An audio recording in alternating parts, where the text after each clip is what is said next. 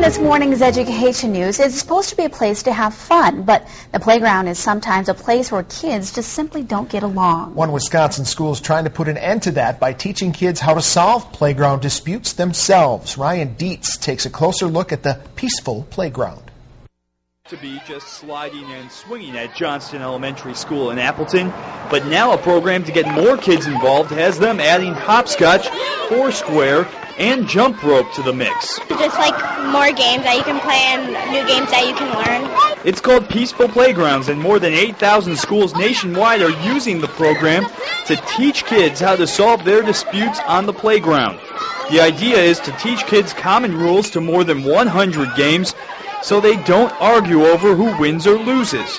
And if there is a dispute, the judge isn't a supervisor. It's rock, paper, scissors. When kids all have the same set of rules and same set of expectations of how to play a game, there isn't very many opportunities for the kids to engage in conflict. Parents at the school wanted to find a way to make better use of the playground. So they turned to the Peaceful Playgrounds program and received grants from the Appleton Education Foundation and the Johnston PTA. Volunteers at Johnston spent 2 weeks during the summer painting games on the blacktop.